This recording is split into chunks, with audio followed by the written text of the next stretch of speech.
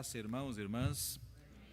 Vamos abrir a palavra do Senhor, Atos dos Apóstolos, Novo Testamento, lá no capítulo 3, a leitura do verso 1 até o verso de número 10. Atos dos Apóstolos, aos que nos acompanham de casa, podem anotar o texto ou mesmo abrir aí na sua casa a palavra do Senhor, para que você possa acompanhar a leitura e também esta reflexão nesse período do ano tão festivo, onde tudo à nossa volta, sobretudo na igreja, quando assim estamos, mas também no comércio, nas ruas das nossas cidades, sejam elas mais simples, pequenas ou mesmo as grandes capitais, nos grandes centros, as ruas também nos lembram que é Natal. Estamos chegando ao fim de mais um ano e nós, cristãos, povo de Deus, somos, na nossa memória e também por meio do Espírito Santo, lembrados desse momento significativo na vida do povo de Deus. E o texto uma porção da palavra de Deus que eu quero compartilhar com você agora nesta reflexão. Atos, capítulo 3, verso 1, texto conhecido seu e de todos nós. Eu vou seguir até o verso de número 10, o bloco onde está a narrativa sobre a cura de um coxo, e desta vez, não pelas mãos de Jesus diretamente, mas pelas mãos do apóstolo Pedro e do apóstolo João. Você encontrou? Amém? Amém. Pedro e João subiam ao templo para a oração da hora 9, e era levado um homem coxo de nascença, o qual punham diariamente à porta do templo chamada Formosa, para pedir esmola aos que entravam. Vendo ele a Pedro e João que iam entrar no templo, implorava que lhe dessem uma moeda, ou uma esmola. Pedro, olhando bem para ele, juntamente com João, disse: olha para nós. Ele os olhava atentamente, esperando receber alguma coisa. Pedro, porém, lhe disse: não possuo nem prata nem ouro, mas o que tenho, isso te dou. Em nome de Jesus Cristo, Nazareno, anda. E tomando-o pela mão direita, o levantou. Imediatamente os seus pés e tornozelos se firmaram. De um salto se pôs em pé, passou a andar e entrou com eles no templo, saltando e, sobretudo, igreja, louvando a Deus. Viu todo o povo a andar e a louvar a Deus, e reconheceram ser ele o mesmo que esmolava, assentado à porta formosa do templo. E se encheram de admiração e assombro por isso que lhe acontecera. Nesta reflexão, há muitas formas a gente buscar uma inspiração nesse texto e fazer uma reflexão. Eu, você, ou mesmo todos nós aqui neste breve tempo. O texto fala, por exemplo, de prata e ouro. Se dezembro é o nascimento de Jesus, de acordo com a tradição cristã, Atos 3 é o nascimento da igreja. Aliás, Atos 2 é o nascimento da igreja. E esses dois elementos de informação para nós nessa reflexão são fundamentais para a gente compreender e ter uma dimensão do que esse momento significa para nós. Por vezes a igreja sempre se ocupou com prata e ouro. Aliás, um ex-pastor dessa igreja, meu grande mestre, pastor Leontino, numa mensagem sobre esse texto que me marcou há muitos anos, dizia naquela mensagem que enquanto a igreja não tinha prata e ouro, tinha autoridade para curar, para ensinar e para evangelizar. E quando ela passou a dispor de muito ouro e prata, ela perdia aquela autoridade que lhe é natural, recebida pelo Espírito Santo, que é curar, transformar e evangelizar. Por isso nós lembramos desse texto, nessa reflexão, de dois momentos: o nascimento de Jesus, mas também a autoridade que Jesus deixou sobre a igreja, iniciando com os apóstolos e depois até nós que aqui chegamos. E com essas palavras ditas, eu vou chamar você para a nossa reflexão, que tem o seguinte título: qual presente você reservou neste Natal? E eu quero que você pense agora na colocação que foi feita. Poxa, eu não esperava isso. Presente, né? Por exemplo, há famílias que uma boa parte do 13º é utilizada para a compra de presentes. Naquela tradicional festa de família de Natal, onde os presentes serão distribuídos, há famílias que passam meses tentando inclusive impressionar da mesma família, no caso aí os familiares, né? Esse ano eu vou roubar a cena, vou dar um presente que será o melhor de todos. E muitos vão poder dizer, nossa, mas o fulano está bem, hein? Tem dinheiro. Tem dinheiro, mas será que tem de fato o significativo, o sinal do Natal, nas nossas comemorações de final de ano? Eu vou repetir para você, que presente você hoje, aliás, reservou para esse Natal, para aqueles que vão frequentar a sua casa? Pense nisso. Nesse momento a gente lembra, por exemplo, de situações que são bastante corriqueiras no período de dezembro. Por exemplo, em São Paulo, nós que estamos em São Paulo, se você acordar de madrugada, sim, para muitos 5 horas da manhã é madrugada, mas se você acordar de madrugada, você vai abrir a janela, você vai perceber que já está de dia. Salvo alguma exceção, todo ano nesse período vai acontecer isso. E não adianta, o horário de verão mexe no relógio psicológico, mas no relógio natural, presbítero Milton, o horário de verão não mexe. Então, às 5 da manhã, outro dia eu desci para a Praia Grande para trabalhar, às 5h20 estava de dia já. 5h20 da manhã, de dia. Então a gente começa a perceber que, nesse momento de final de ano, o sol está dizendo, olha, há um novo tempo se aproximando. Estamos terminando o ciclo anual. E a luz do sol, a semelhança de quando nasceu Jesus, a estrela de Davi, agora mostra que a luz do sol natural mostra, é Natal. Mas o que precisa nortear o nosso Natal não pode ser, Guilherme, o ouro e a prata, que corriqueiramente, assim como é todo dezembro, nessa ilustração que estou dizendo para você, todo dezembro o dia vai, aspas, de modo popular, amanhecer mais cedo, assim como era tão popular colocarem aquele coxo na entrada do templo para pedir esmola. Até o dia em que enche esse lugar, acabamos de cantar, até o dia em que, algumas horas depois, no capítulo 2, algumas horas depois que Pedro estava completamente, Pedro e João, revestidos do Espírito Santo, aí eles têm agora a dimensão do que é o Natal. Eles, ao entrarem no templo para a oração nona, num dia comum, ao olharem para aquele coxo, não estavam mais preocupados com o que havia nos seus bolsos, podendo ali estender uma moeda, que é o que aquele homem esperava, o coxo. Pedro e João olham para o coxo, e o coxo olhando para ele, esperando receber alguma coisa, um presente, uma ajuda. Pedro então diz, eu não tenho prata e não tenho ouro, mas o que eu tenho eu te dou, em nome de Jesus, levanta-te e anda. Um detalhe pessoal da minha família, pequena família agora, já que os meus 2 filhos mais velhos já tomaram asas e voaram, né? Então, em casa eu, a pastora Alessandra e o Pedrinho. Como a Jaqueline disse, há 29 anos que estou fora de casa, no caso, a casa da minha mãe, no reino, servindo. Portanto, há 29 anos que eu não tenho a alegria que vocês têm de todo final de ano passar com a família.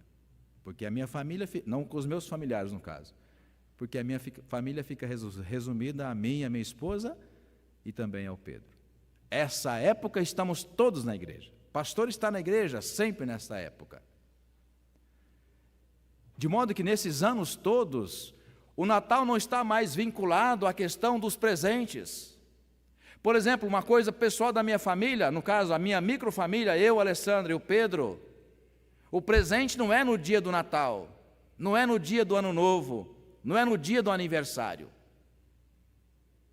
A gente procura desvincular a ideia de que essas datas marcantes precisam de ter troca de algum objeto. Quando se há necessidade, simplesmente vai, dentro das condições, a gente realiza essas necessidades.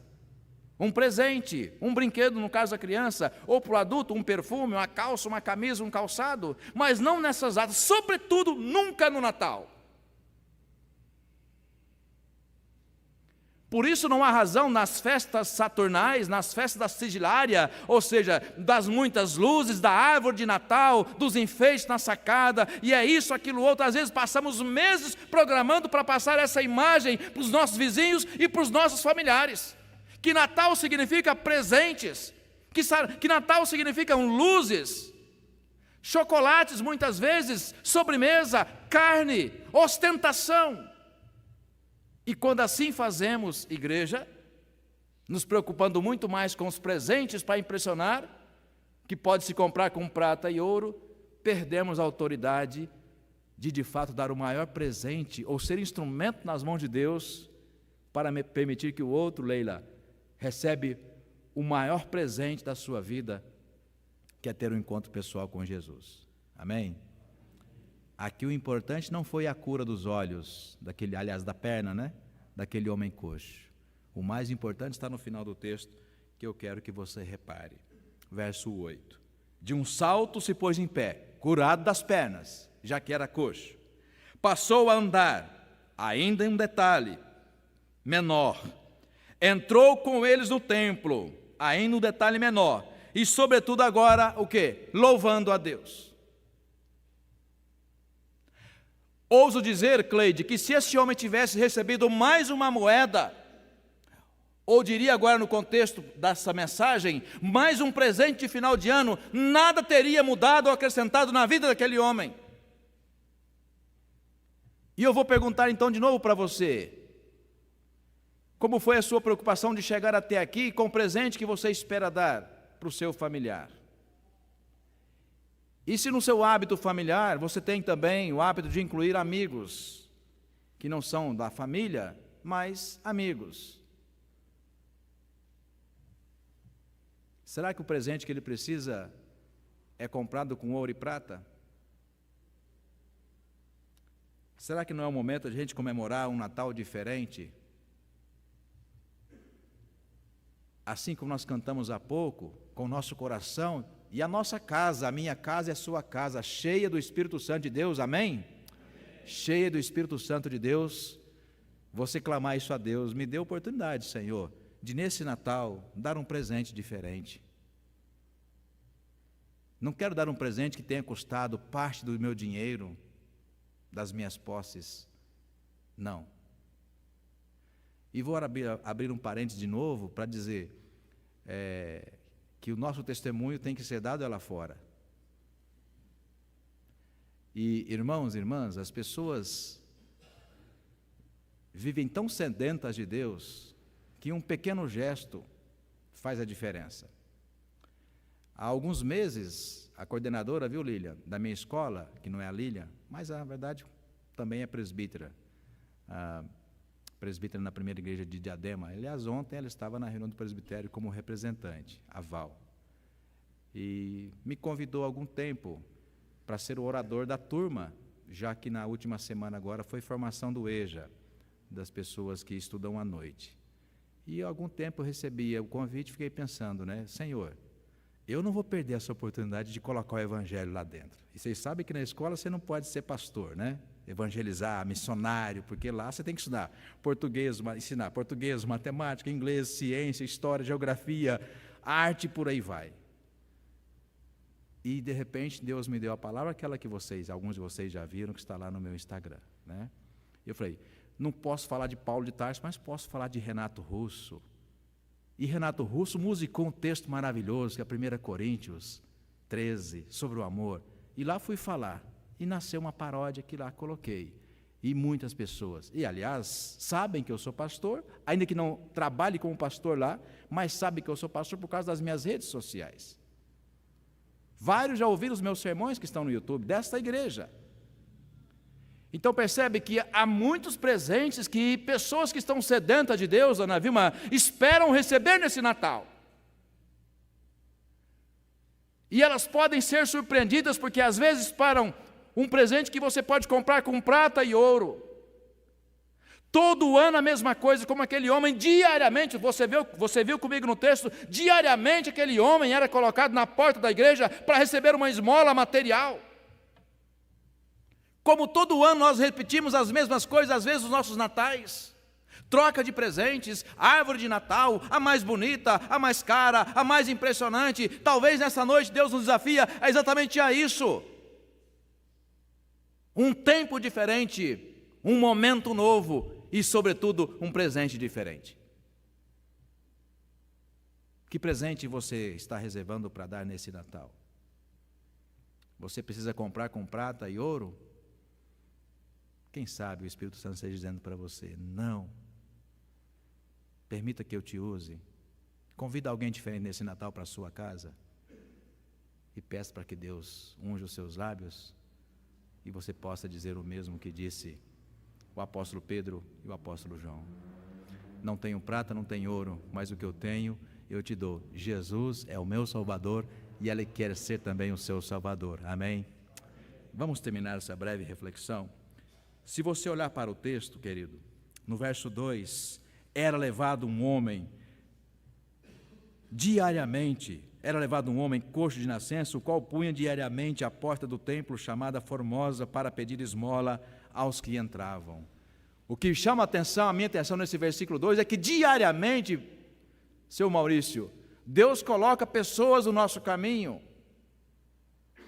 Diariamente. Quando você vai à padaria, no meu caso, uma coisa tão pessoal, ontem eu entrei no apartamento, aliás, no elevador, eu com o Pedro, aí entra a minha vizinha, a dona Dirce, e ela fala grosso, a dona Dirce é uma figura, ela fala grosso e alto, e ela entrou no elevador e ela usa o meu nome para evangelizar, porque ela fala assim, bom dia, pastor, né? E estava cheio de gente no elevador, bom dia, dona Dirce. E eu fico feliz porque com a boca dela as pessoas do prédio sabem que eu sou pastor. Diariamente você tem a oportunidade de dizer, olha, Jesus é o meu Senhor. Jesus é o meu Salvador. No meu caso, então, na escola, lidando com colegas, lidando com pessoas, com adolescentes, com crianças, com adultos, com idosos, o tempo todo. E se você tiver coragem, assim como Pedro e João, falei, a mesma oração que fizeram, Senhor, me dê oportunidade, eu não quero usar de prata e ouro, mas eu quero dar presente para essas pessoas que comigo convivem. E vai começar a surgir o desafio. Para mim foi, Adilson, você pode ser o orador da turma? Sim, claro que posso. E lá foi colocado o Evangelho. Se você tiver coragem de fazer essa oração, Senhor, eu quero ser útil nas tuas mãos. Me dê uma oportunidade. Cuidado com o que você ora, porque Deus tem mania de ouvir oração. Amém? Você já ouviu dizer isso aqui. Então talvez você não tenha coragem de fazer essa oração para Deus. Senhor, eu quero ser útil. Me dê oportunidade. Cuidado. Você quer ser útil na obra do Senhor? Se quiser, não precisa responder para mim. Só diga sim no seu coração. E o segundo passo, você ora. Terceiro parêntese. Há alguns anos atrás, reverendo Áureo, pastor em Cornélio Procópio, no Paraná, ele estava ali na entrada da igreja, chegou o estandarte, ele era o jovem pastor começando o ministério, o jornal oficial da igreja, e ele abriu o estandarte, na capa estava lá, desafio missionário, Fortaleza, a região do Nordeste, chamando pessoas para servirem de missionários ali. E ele, contando esse testemunho, ele brincou, mas falando sério. E eu caí na besteira de falar, Senhor, se tu achas que eu posso ser, conta comigo. Eu poderia ser missionário no Nordeste, desse jeito.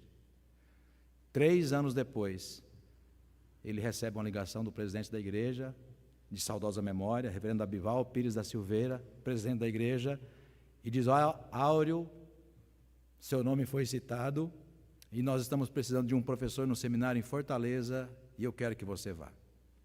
Na hora ele lembrou da oração de 3 anos atrás. Que nesse Natal, igreja, dentro da sua casa, as pessoas que você já está pensando em convidar, não se preocupe com a prata e com o ouro, com a simplicidade do seu lar. da sua família, mas lembre de algo precioso que você já recebeu. Que você em Jesus é uma nova criatura, amém? E que nesse Natal o presente venha dos seus lábios. O que eu tenho para o seu visitante e para o seu familiar que não é crente, você vai dizer então, o que eu tenho eu quero te dar. Jesus é o meu Salvador e Ele também quer ser o seu, amém? Que Deus assim nos abençoe, irmãos e irmãs, em nome de Jesus.